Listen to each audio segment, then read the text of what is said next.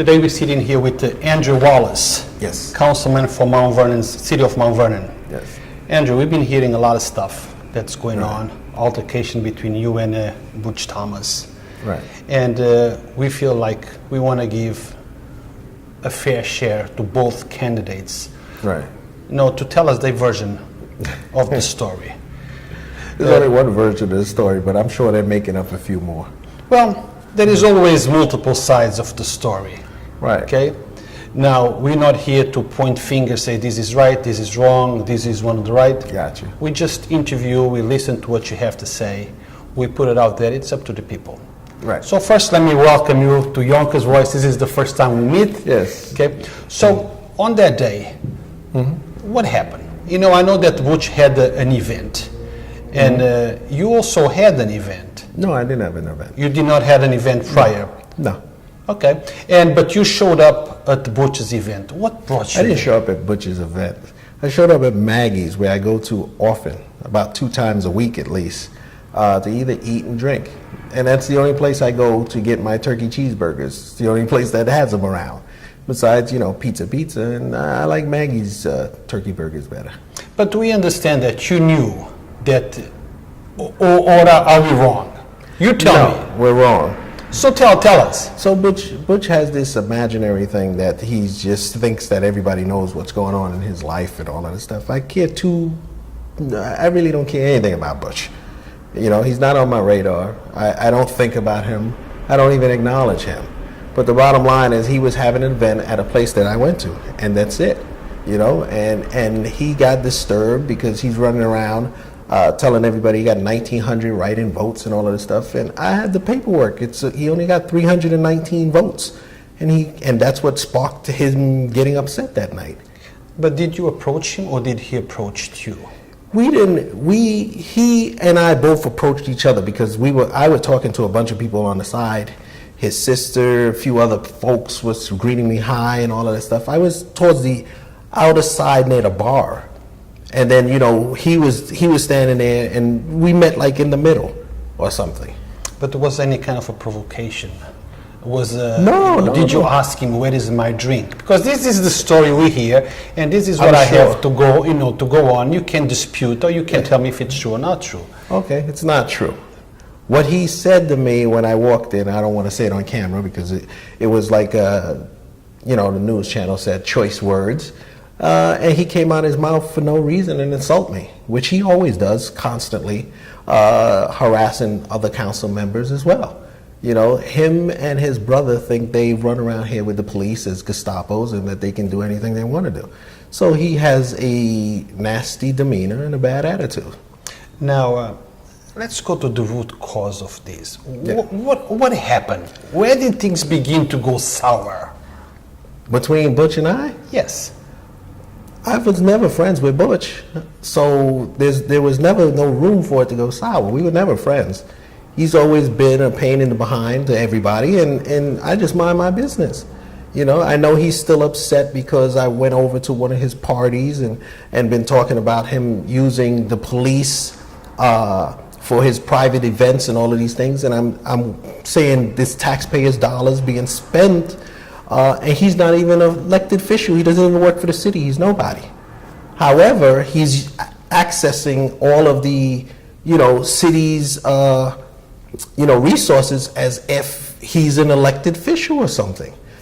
So when I speak out about it, he has a problem with it. Now, does he uses the city resources? Of course. Or are they just there because maybe his brother's in the place?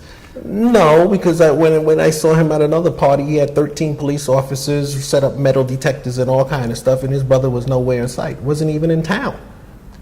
Maybe. So when his brother's not around, he's presenting awards as on the behalf of the mayor at events and all kind of stuff.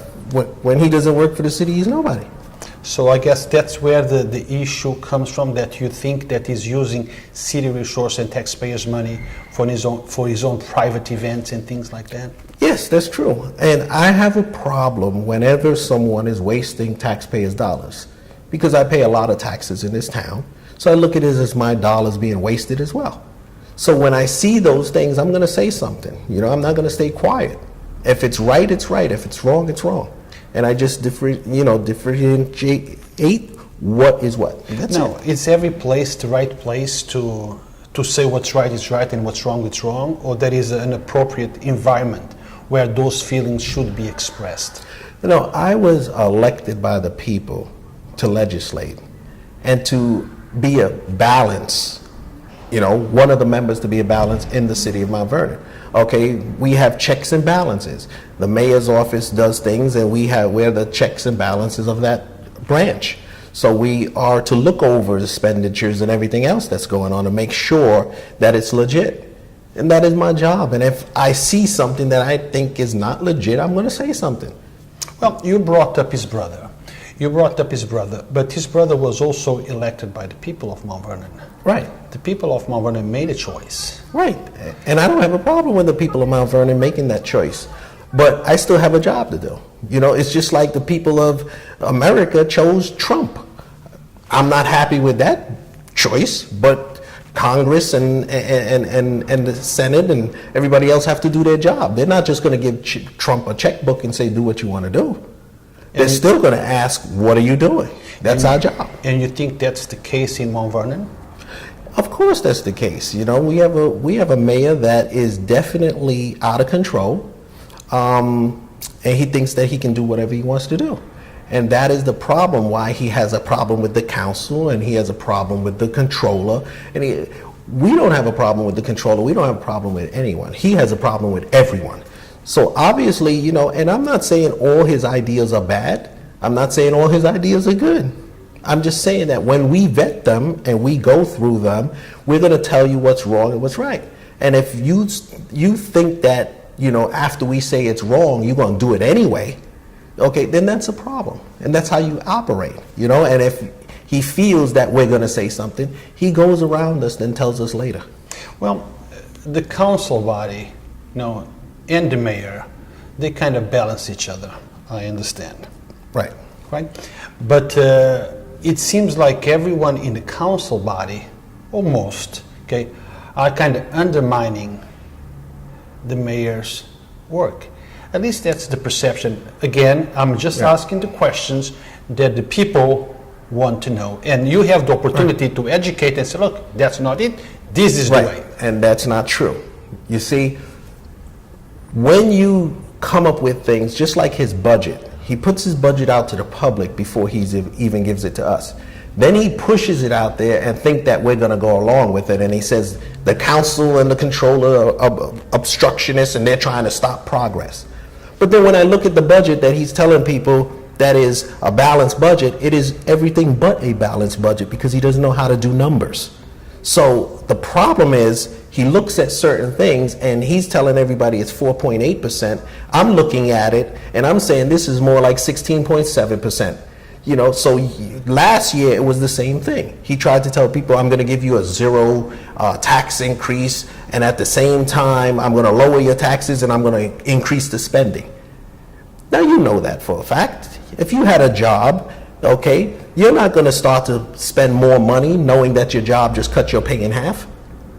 It doesn't make sense. So, you know, he goes out there, he lies, and he continues to lie, and he thinks that if he says it enough, people will believe it. But I always tell everybody, and it will become the truth if not challenged. So always challenge the lies.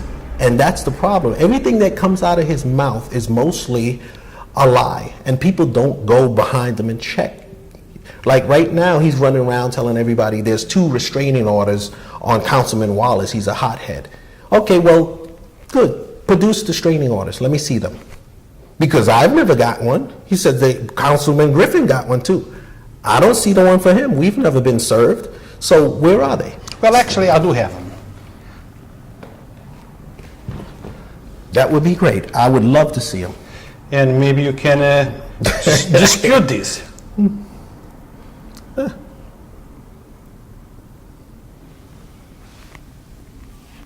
Let me see what this is.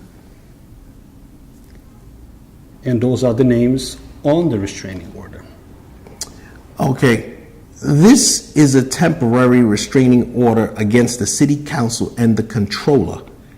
Okay, Andrew Wallace. Right, but this is not for Andre Wallace. This is a For the body. group, the body.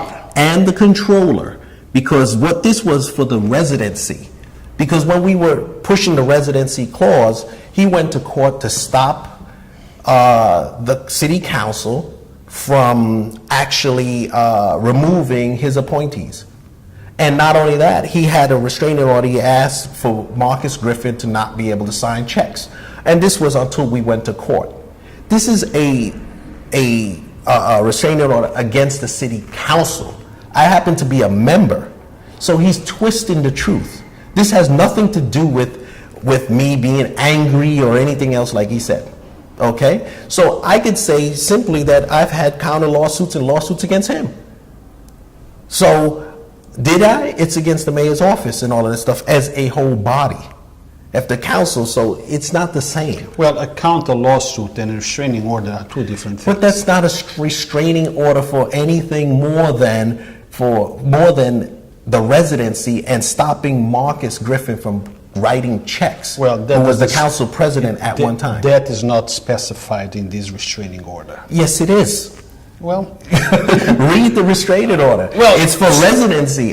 Can I read it for you? so you did receive the restraining order? No, the council received it. But they did The notify clerk's you? office. But they did notify you, or you were Yeah, not but- aware? Yes, I was aware of it. But Okay. still in all, it's not a restraining order against Andre Wallace. Per se, you the person. Right, so if I sue the city right now and you work for the city, can I say it's against you? No, it's against Thank the you. city. Thank you. It's not against me. It's against the council and controller. So Okay. that's a big difference. So are we going to say because it's against the controller, everybody in their office is the person? No, it's No. against the controller. But when there is people that are specified on that particular restraining, I understand you are part of a body. A body, right? And it has nothing to do with me. With But the person. It's over a dispute of legislation. It has nothing to do with, like he's saying, oh, we have 2 restraining orders out on Councilman Wallace. That is far from the truth. That's Understand. far from the truth. So at least you explain to the audience Yes. and people now. Now, Andrew, before Mayor was elected, how was your relationship with him when he was a councilman? I really didn't have a relationship with him. Did you ever talk to him? Yeah, hi, bye. You knew about his aspirations.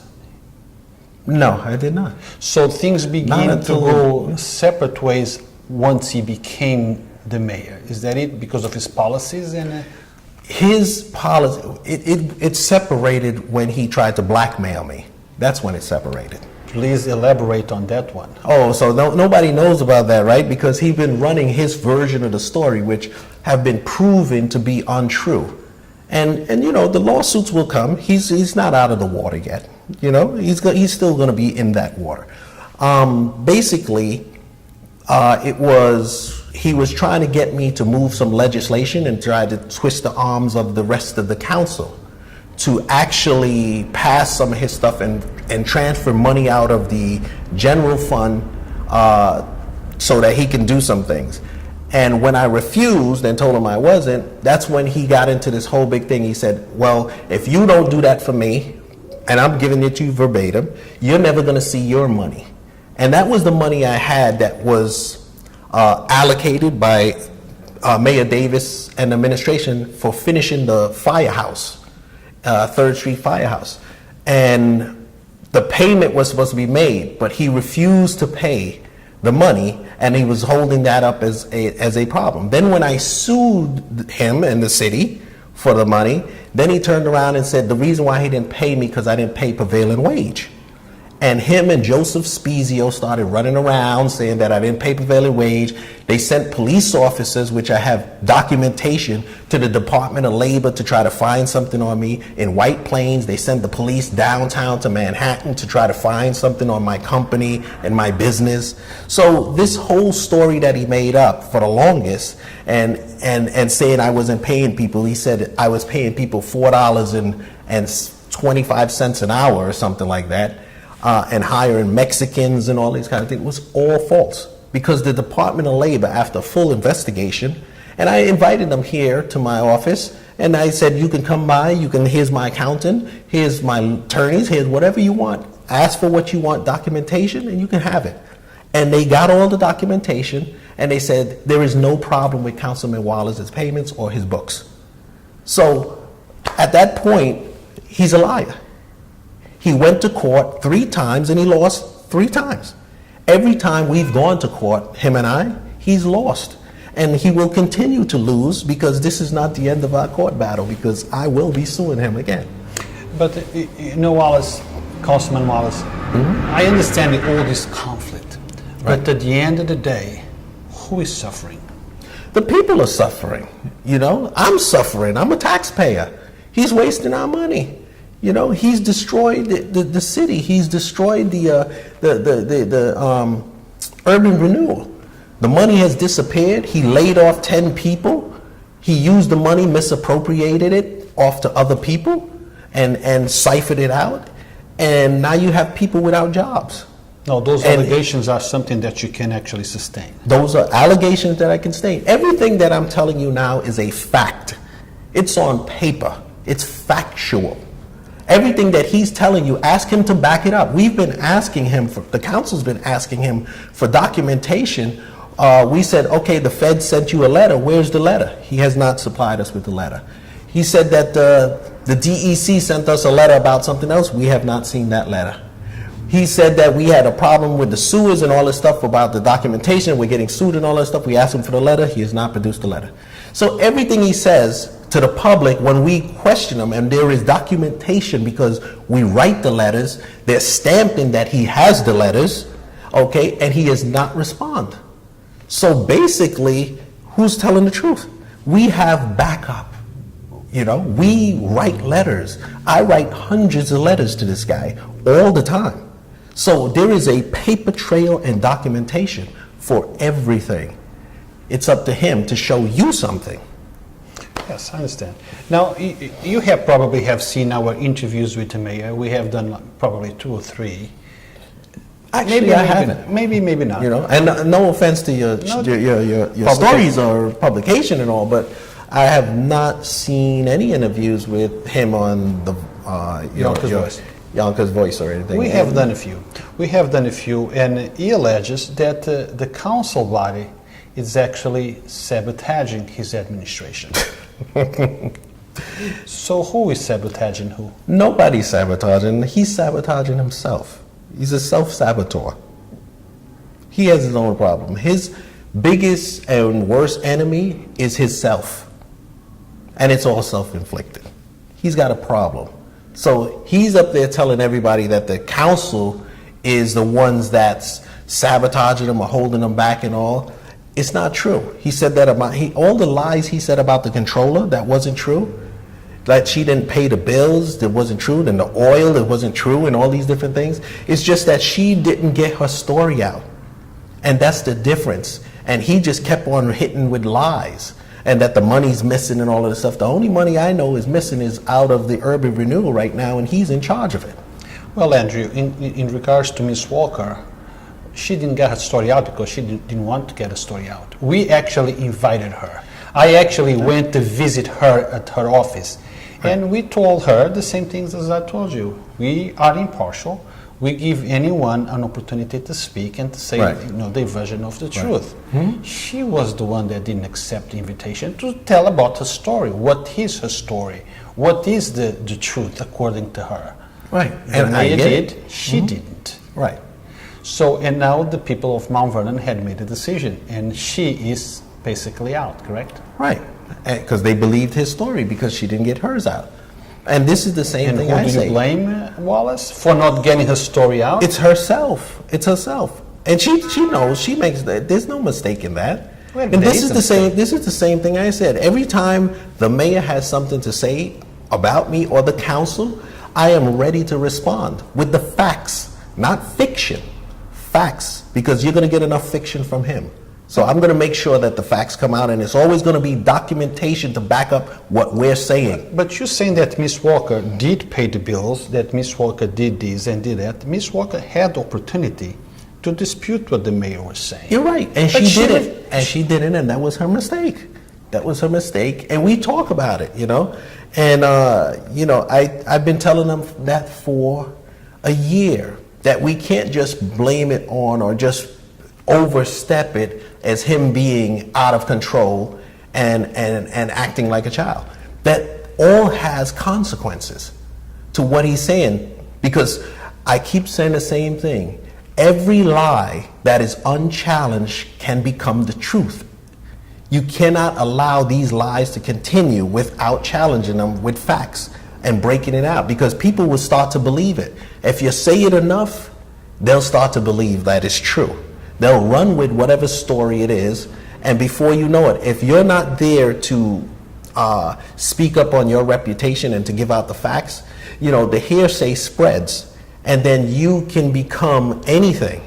Because I could call you a monster and say, this guy's a monster, okay, and start telling people. But if you never correct it and say why and that's not true or whatever, people are going to believe it. So that's what I would say. You have to get your side of the story out so that people could know what it is, and they'll distinguish between the facts and the fiction. And that's why we called you and asked you for this opportunity, and we're thankful, that Yes. you accepted and you're here talking to us. But now let me ask you, is it too late to make amends and work together for the benefit of a city that we all love? It's never too late. So It's never what- too late. We're always working for the betterment of the city. And the minute we sit down and and this has happened, and you can ask the rest of the council and the control and other people, because I'm not the only one that's saying this. And you have 5 people here saying you're a liar, and you got one guy over here. We're not all teaming up on this guy. I don't team up on him at all. It's more or less, it is what it is. You have a problem with all 5 of the council people that are calling you a liar. Are you saying we're really sitting back, coming up with this story to make him look bad? No, it's not true. Well, Wallace, let me play devil's advocate for Yeah. a bit. It is possible.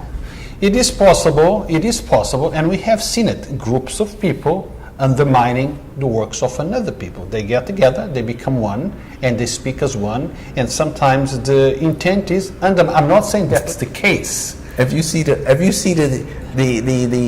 argument between us, you would know that we ain't on I the same haven't page seen with it, so certain I'm things, just saying it is We're possible. not teamed up on that. I'm just saying it is possible. Anything I'm is not possible. alleging that that's what's happening, Right. but it is possible. Right. Okay? Maybe they see like there is a glitch among those that are in the city council body, and your only purpose is to undermine the mayor's work. And I could also dispute for the other side. Those 5 people could not be all wrong, and you only the one who's right. I could argue for both Let sides. me break it down to you this way, okay? My mother used to tell me these things, and then as I got older, I started to realize all of these things she said when I was getting make sense, and she always said, when you're on a journey across the world, okay, and everybody you stop by in contact with smells like cabbage, at the next stop, smell yourself. You understand? And that's what it is. Everybody can't be wrong. Everyone can't smell like bad cabbage. You have to smell yourself. Now tell me, if you were talking to and making a suggestion of how to make amends and move the city forward, what would your suggestion be? My suggestion would be start to work with the council. Stop trying to work against the council. And that you can't have everything you want. Learn to sit down and the art of negotiation and speaking to people. His communication skills need to be, raised to another level and really know how to communicate. And he's not doing that. He's trying to be a dictator. He's trying to be a bully. He's trying to be, like Billy Joe would say, he wants to be a big shot. However you want to say it. No, you need to work with the council. Everybody has to work together. And if you don't, it's not going to work. He has to sit down and work with the controller as well. You can't just do things and then, like he did, 2 weeks ago, went to the bank and tried to put his name on the bank accounts and put the lawyer's name on the bank accounts or certain things like that. You cannot do that. You are stepping over boundaries of your actual, authority and going into someone else's. So you can't do that. There are checks and balances, ways that things operate, okay? And as I heard from many others, they said when he was on the council, he would never allow none of these things to happen. But now he's doing it. Not good. That's not good, according to you. Now, elections are coming up. Do you think that there will be a big shift into who's going to be in that council body that will be more favorable to the mayor, and perhaps allow him to do the things that the current body doesn't agree with? How do you forecast? How do you see? I don't forecast that in any way, positive or negative. I don't look at it as a yes or a no. I don't look at it as an up or a down. I look at it as just what is. And that is, those people are coming in, and as we work together, whatever happens, happens. I can't make that prediction on that people are not going to be on his side or people are going to be on his side. And that doesn't matter to me. What matters is that we legislate the right way for the people, and that's always our focus. But the people at the end, they make the decision. And the fact that Ms. Walker was not voted on the primaries, that means that maybe the people were not happy with the way that she was handling, or like you said, they believe the mayor. But Right. it comes down to the people. The people will decide the direction of our cities and towns. My contact and my conversations with people, it's not that they didn't like her work or that they thought she was a thief or anything. It was that they felt she was there too long and it was just time for a change. You know, she's been there 24 years. So, and a long 24 years of good work and dedication to the city. So at that point, people just thought it was enough, that gives someone else a chance. So the votes that came out was not more or less for all the other people. It was more or less against Maureen for being there so long. So that's what it was. So was it probably that the same reason why the current mayor won the election? Because people were kind of a little tired of they wanted a change. And, and they got a change. Yeah, but not all change is good. We wanted a change in America too as well, and look what we got. You're right. On that one, I agree with you. But now let's just make a comparison for the sake of a conversation between the current mayor and the predecessor.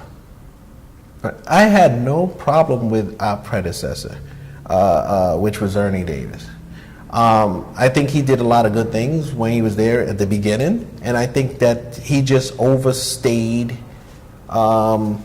his time. He was just there a little too long. It was time for him to go as well, because I don't believe in people should stay there for the rest of their life either. So we're still friends. I still talk to him. He's still involved with the party. He speaks. He's at the district leader meetings. So he's still watching out and watching over the city, and he's still a resource that you could go through, because him being there so long, which is the good thing, is he becomes a historian on a lot of things, where you can go back and you can use him as an old dictionary or something and say, hey, what happened back in 1989? Yep. And we can use that. Or did you see this happen before? And in some parts of our government, that's why I don't agree with everybody on term limits, because we do need some seniors there that have been in there for a while that we could always go back to and say, hey, what does this look like? I'm thinking this. Have you ever seen something like that? And usually they can pull it out. I see that a lot in Reginald Lafayette. At times when I ask him about something, and I don't know how he does it, but he's like, "Oh, back in 1977, I was still in diapers or so," and they'll give you that information. Yeah, actually, so it's good to have him around. We interviewed him a few months ago. It was a good interview. I knew him before, had a good relationship with him. I know him, still know him, and I have no issues in the person. Now let's talk about term limits. Yes. Okay. I know that that's a big deal to you, and it's a bill that you're submitting, right? Yes. Tell us about it. Make your case. Well, term limits, I just think that when people stay in office too long, they become very complacent, and a lot of people I see that stay in there a very long time really becomes part of the system, and then corruption seeps in, and those that even maybe if the corruption don't seep in, they just don't seem to work, because I guess they start to blend into that system. And when you get a chance to have a proper turnover, of the human resources, it makes it easier, and it makes, I think, it makes the body of whatever it is, like the council, stronger, because you bringing in fresh legs. I always look at it in a military term. When you have somebody out there serving duty, you don't want to keep them out there forever, right? You want to be able to rotate and bring people in and bring people out. Because when you're out there so long, even though you're learning a lot, the fatigue sets in. You start to get complacent, and the things that you used to check on, you don't normally check on anymore. And that sets in now. That's what I believe. And how long do you think somebody should be able to hold a position and elect a position? Yeah, what would be your maximum? I put in for 3 terms, 12 years. 12 years is enough. If you can't get things turned around and you can't get things done in 12 years, you should be out of there anyway. What about if you're doing great things? Well, if you're doing great things, then take some time off and come back and run for something else. Or you could go back and run back at that office again, but give it a break. Okay. And on this note, we're going to end up, but I want to give you an opportunity to address maybe something that I forgot to ask you, but you want to talk about it. Yeah. So you have your audience. Well, we didn't really touch on the lies that Butch said, because Butch is running around saying that he never put a hand on me, which I find to be a lie. And I'm waiting for the whole investigation to come through, because I'm not going to rest until he gets arrested, because he put his hands on me. He assaulted a councilman, and not only that, he's lying about it. We have different conflicted stories. He said I spit on him when I was inside in the event. That's correct. Okay, but then he says that when I spit on him, he just backed up and said, "Hey," and the police officer threw me up against the wall. Right? That is correct. That's on an interview. Okay, well, that happened around the corner. So how did I spit on his face over there, but the police threw me up on the wall around the corner? That's a good question. These are the things that people need to ask. Well, the thing and look is, at these things, because then you'll find out what the truth is going forward. You see, our job when we ask for an interview is not to make a decision of who's right or who's wrong. Yeah. We give you the platform for you to speak and to bring those things. I'm not familiar with the surroundings of the area, so I don't know which left, what's right, what corner, whatever. Okay, so it's now up to you to... Right, and I'll give you one more, even better. He said he never touched me. It was the police officer that slammed me up against the wall, right? That's what he said, yes. Okay, but the police officer already stated to me and all that he didn't see anything, right? So if you didn't see anything going on between Butch and I, why did you throw me up against the wall? Now, is that a police report written? Yes, I filed the report. You filed, but did that police officer file the report of what happened? No, that's what went on that day, and I'm sure he's going to have to put his report in. Because obviously the bleeding that was coming out my ear, and the swelling and all, okay, when he hit me when I wasn't looking,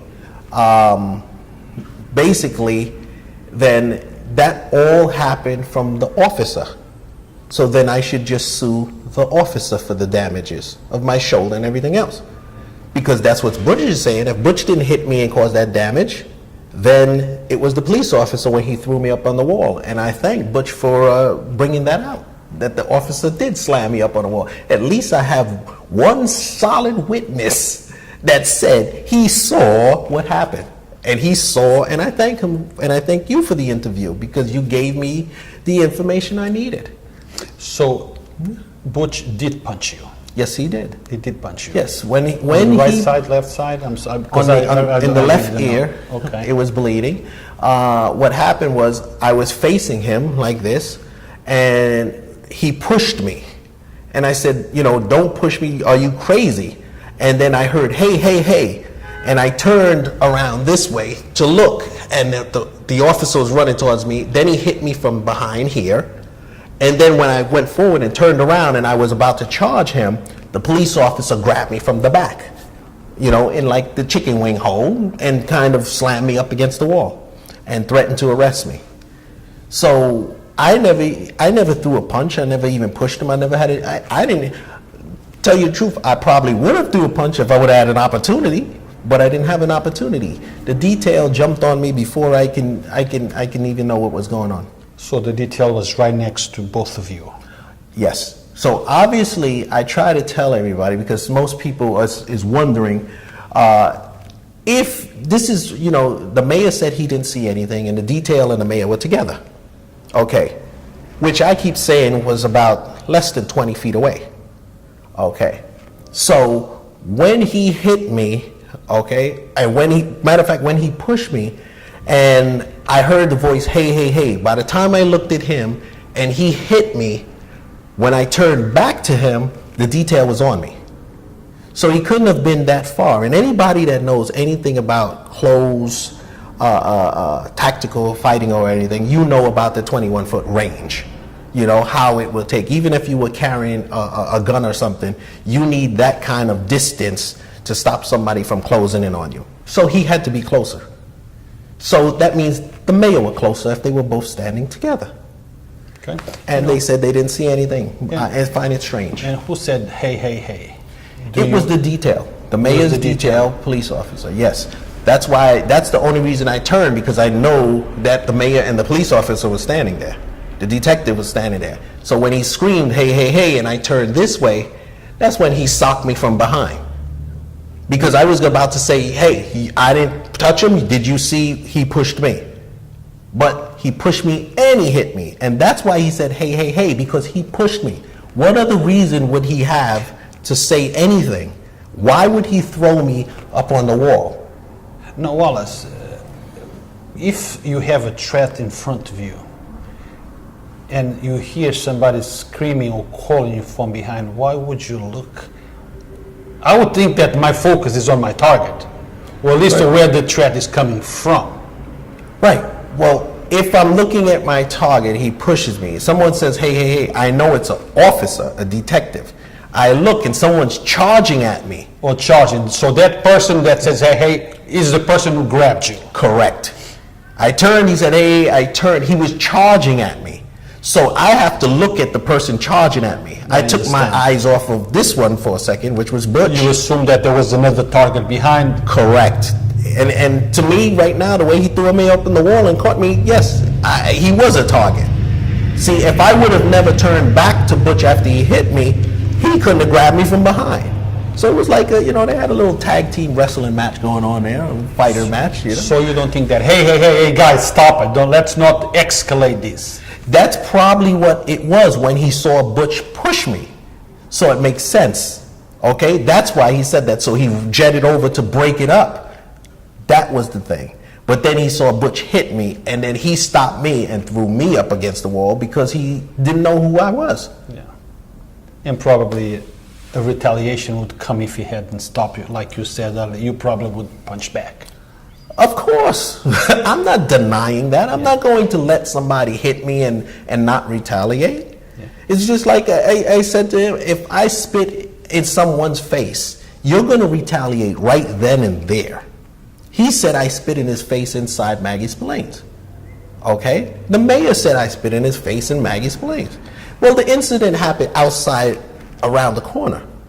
If I spit in your face there, you're not going to just go, like he said, wipe it off and say, hey, wiped it off and said, that doesn't make sense. You're gonna engage. And what happened afterwards? Once you left, did you go to the hospital or did you go to the police station? Did you? I'm not sure. Yes, I went to the police station, and the police sent me to the hospital.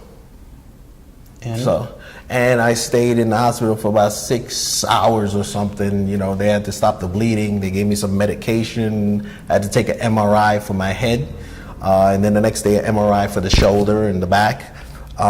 So they said that at least that it doesn't look like I have permanent damage, but I still, want to check out, what's going on with the headaches and certain things. So, okay. I'll keep you posted. And any words for Butch? No, I don't have any words. I never did. If you had, let me ask that famous question. If you had anything nice to say about Butch, what would that be? Behave yourself. That would just be it. Behave yourself. And on that note, we call this a done. Yes. interview. I thank you for taking the time and I appreciate it. You're welcome. And hopefully we will meet again and talk about other things that are more interesting to the city of Mount Vernon. That's what I would like. And the cities should be the focus and the most important thing, I would think. Exactly. You know, because that's what really matters. All this bickering brings actually nothing. Yeah. But conflict and problems. So thank you. Thank you. And nice to meet you. Nice to meet you also. Take care. See you guys later. Bye.